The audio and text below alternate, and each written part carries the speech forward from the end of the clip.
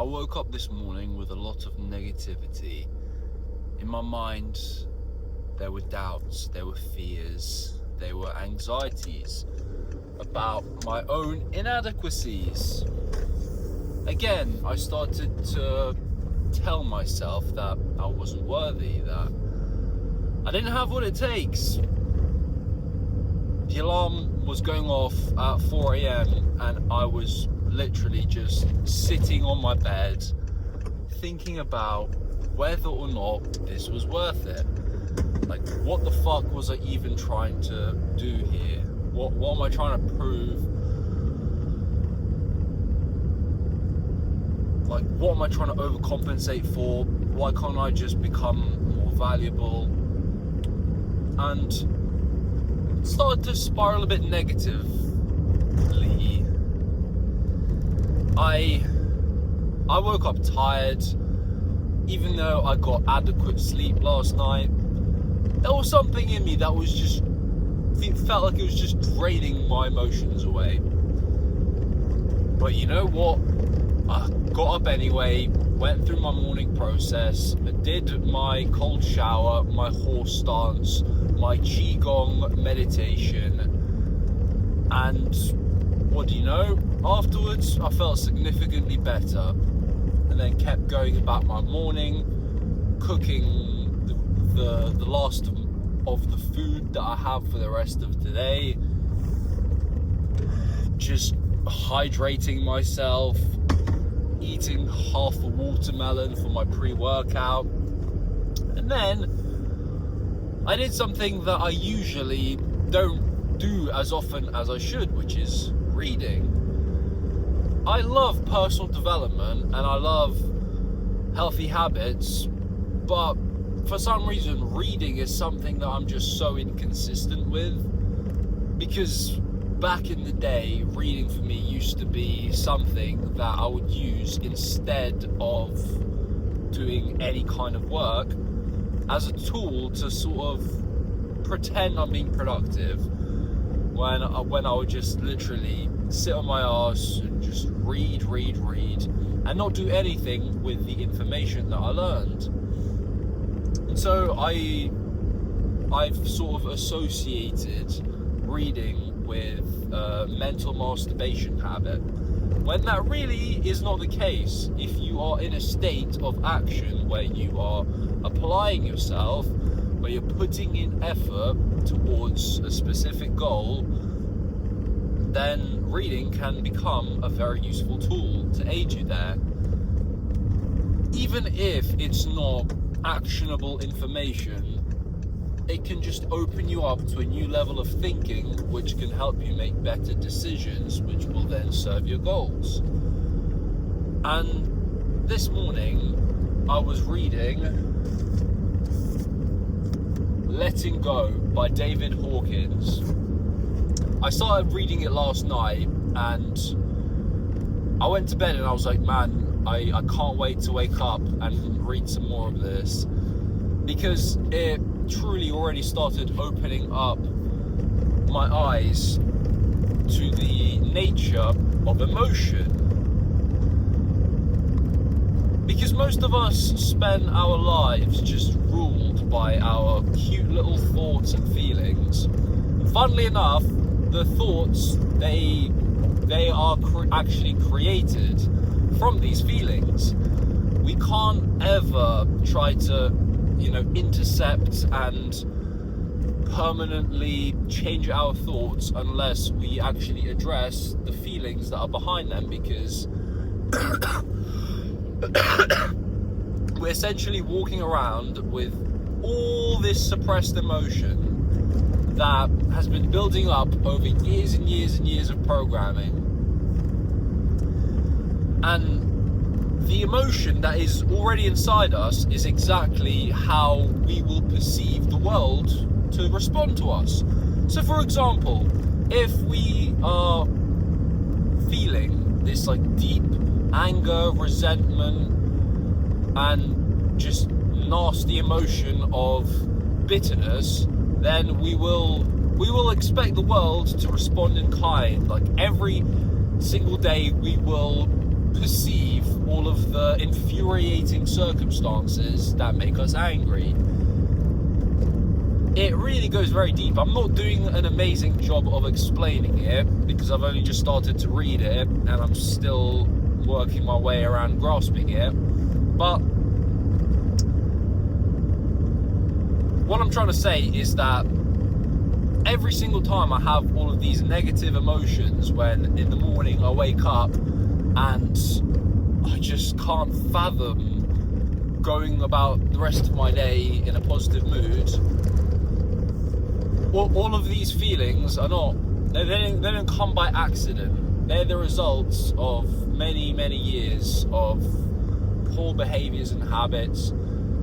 Essentially, all of these habits that are, bad for us, we're just using them as a way to try and escape all of these negative repressed emotions.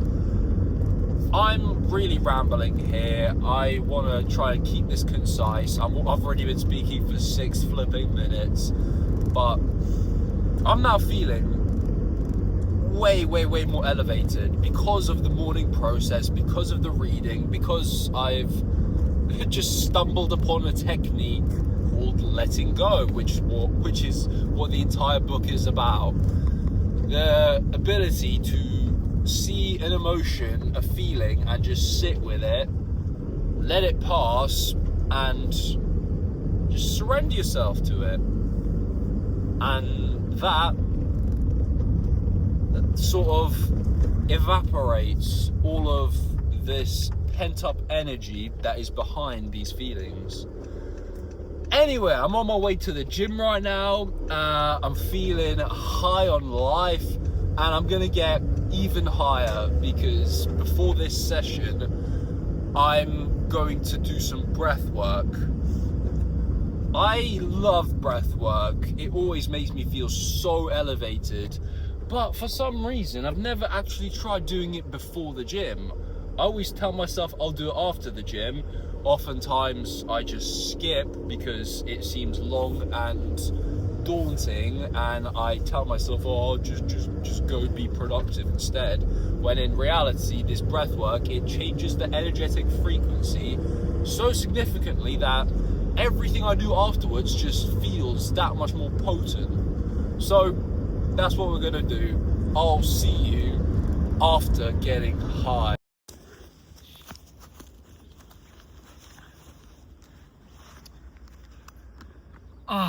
So I'm only a few chapters in. I'll be honest, I'm on chapter 3. Yeah, I haven't even started chapter 3 yet, but already I'm starting to gain some very valuable, actionable insights that I've already started to implement into my life. And it's essentially giving me a much better understanding of what actually causes my emotions, how to deal with them much better. So the standard procedure when we start to get into spirals of negative thoughts is to try and attack the thoughts themselves, try to twist them into a positive direction, try to plant new thoughts, new words and sentences that make us feel better. But we all know that this is really an uphill battle. It's so hard to try and twist your mind and always see the positive side. Don't get me wrong, it's possible, you can do it, you can always find a little reframe, but man, that takes so much energy and effort. Isn't there a better way? There absolutely is. You have to attack the feelings themselves at the root. So the technique is essentially not trying to battle with these emotions and change them. The technique is to accept them. Hence, it's called letting go, the pathway of surrender. By no means am I an expert. Like I already said, I'm literally 2 chapters in. However, I want to try and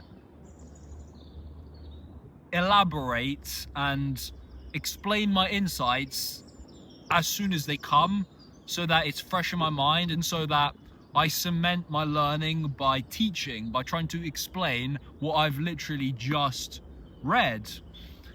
And obviously that's going to make me a bit of a stumbling, bumbling buffoon who can't really articulate himself properly, but that's the whole point. This is practice, this is skill, this is the work that makes me into a better learner.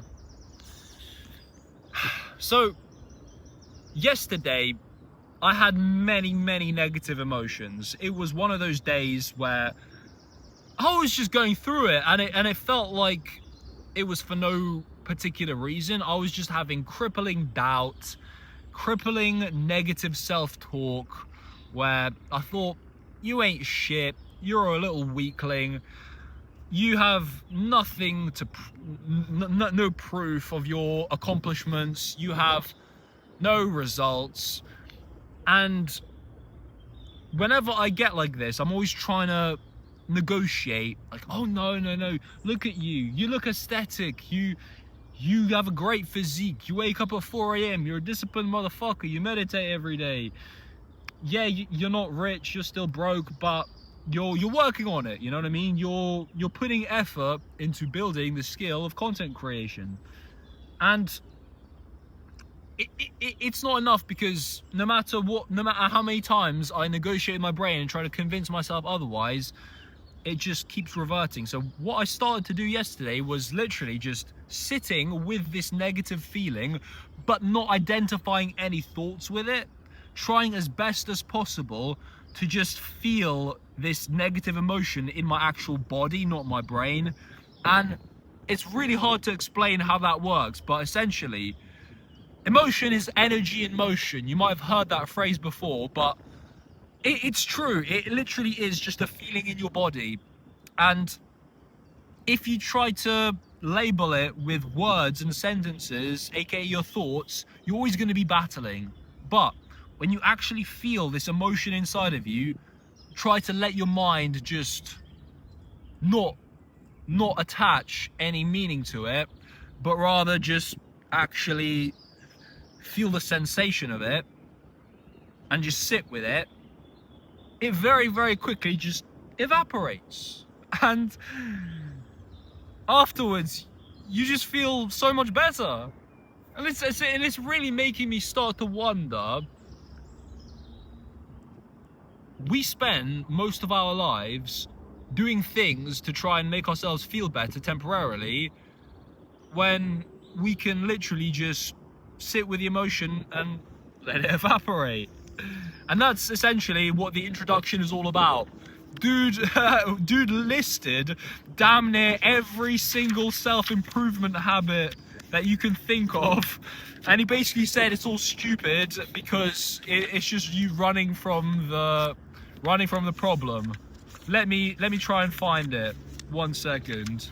So he says, you meditate, chant a mantra, drink green tea, try the Pentecostals, breathe in fire, speak in tongues, you get centered, learn NLP, try actualizations, work on visualizations, study psychology, join a Jungian group, you get Rolfed, try psychedelics, get a psychic reading, jog, jazzercise, have colonics, get into nutrition and aerobics, hang upside down, wear psychic jewelry, get more insight, biofeedback, gestalt therapy. You seek your homeopath, chiropractor, naturopath, you try kinesiology, discover your enneagram type, get your meridians balanced, join a consciousness raising group, take tranquilizers. And essentially, he lists all of these things for pages and pages and pages. It's quite hilarious. And then essentially, he just says, intuitively, we know that somewhere there is no ultimate answer. We stumble down dark byways into cul-de-sacs and blind alleys. We get exploited and taken, disillusioned, fed up, and we keep on trying. Where is our blind spot? Why can't we find the answers? We don't understand the problem, that's why we can't find the answer. And essentially, he then goes on to explain what the real problem is, which is the fact that we're always trying to suppress and repress or escape our feelings, rather than just letting them arise, sit with them, and let them evaporate. like I already described. And the longer we've done this, like the more years we've spent on this earth, the more feelings we've repressed. So once we've actually started to understand this skill of letting go, surrendering, and sitting with these emotions, that's only the start of the journey, because we have this gigantic well of emotions that we need to like learn how to process and sit with, and it takes time and it takes practice. But once you have this practice down, man, it literally feels like the next level of my life has been unlocked, like the next level of my mental health and emotional stability. And the fact that I've been doing all of these self-improvement habits, these 4 a.m. wake-ups, these cold showers, these horse stance, this meditation, all to try and get this feeling that I'm feeling from none of this effort, you know? And it's starting to make me think, like, is all of this stuff even worth it? And my conclusion is yes, because you might as well get that extra added bonus. You might as well still become more disciplined and add more habits. But hey, I'm willing to be proven wrong. You know, this is a game of testing and experimenting. And if I come back in a few months and tell you that I don't wake up at 4 a.m. or meditate or horse stance anymore because I'm just become really good at letting go, then so be it. But for now, I'm going to keep doing both, because the way I see it, why not? Right? It can't hurt. It's only these positive habits are still very beneficial to your life. I'm still gonna train like a motherfucker. I'm still gonna eat like a king. Nothing will stop me, but this technique of letting go will just make everything like 100 times smoother.